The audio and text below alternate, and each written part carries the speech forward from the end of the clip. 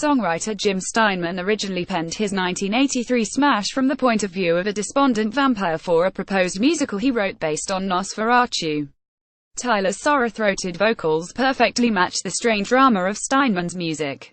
Together, they created both a great pop song and a staggering piece of kitsch. Either way, the lyrics idealize the parallel between a dimming of the heavens and the extinction of a romance.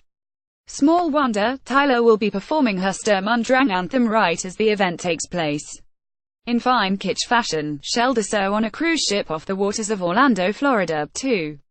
Soundgarden Black Hole Sun. The late Chris Cornell admitted in several interviews that he had no idea what the lyrics for one of his biggest ballads mean. "It's just sort of a surreal dreamscape," he said. "I was painting a picture with the lyrics.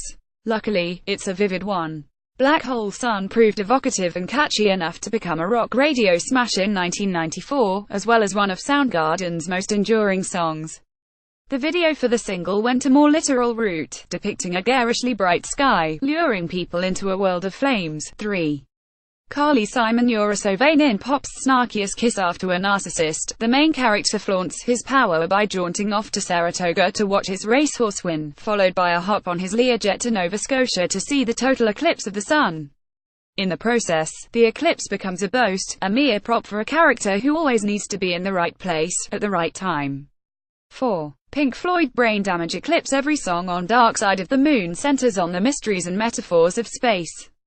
Arguably, the 1973 classic reached its zenith in Eclipse, a gospel-fueled blowout which culminates in the moon blotting out the sun, in the process creating one of rock's ultimate head rushes. 5. Klaus Nomi. Total Eclipse. The late performance artist pop star Klaus Nomi used his arch persona and operatic voice to enliven one of the craziest odes ever composed to an eclipse. Christian Hoffman wrote the song, which turns an apocalyptic event into a potential new wave club anthem. To the dismembered blast dances we get atomized, Nomi warbled. Never has an eclipse sounded so flip. 6. Morrissey. Little Man. What now? No one knows more about being plunged into abject darkness than Mope King Morrissey. In Little Man, What Now? He both empathized and mocked a once famous child star who now goes unrecognized. Did that swift eclipse torture you? He asks. A star at 18th and suddenly gone. Here, an eclipse captures invisibility. To Morrissey, the worst horror of all. 7. Pet Shop Boys. Silver Age. An eclipse has a political dimension in this 1999 song by the Pet Shop Boys. The duo took inspiration from a poem by Anna Akhmatova, written about St. Petersburg just before the First World War. Earthquakes predicted and someday sooner, total eclipse of the sun and the moon, they wrote. It's a song of foreboding, mirroring the message many ancient people took from the sudden blackening of the skies. 8. Metallica. My Apocalypse. My Apocalypse, from Metallica's 2008 album Death Magnetic, tells the tale of a deadly car crash from the victim's point of view. Consider it a thrash rock version of a Quentin Tarantino film, capturing a scene of lacerated skin, shattered bones, and free-flowing blood. Here, the total eclipse functions as a stand-in for random, brutal death. 9.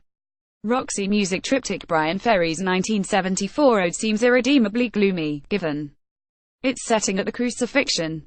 But it ends with a resurrection. Though the sun's eclipse seems final, surely he will rise again. Ferry sings of his Jesus figure, while an Elizabethan harpsichord tinkles below. It's the eclipse as a tease rather than a curse. 10. The Alan Parsons Project. Total Eclipse. On Parsons' sci-fi-themed smash album from 1977, I, Robot, he included a track primed for the planetarium. Sounding much like an outtake from 2001: A Space Odyssey, the cut expresses the last gasp of prog rock's commercial prime. At the same time, its role as a lyric-free instrumental underscores an enduring point: watching an eclipse is beyond words. This article was amended on the 21st of August. It was originally stated that Dark Side of the Moon was released in 1974, but in fact it was released in 1973. It has now been changed.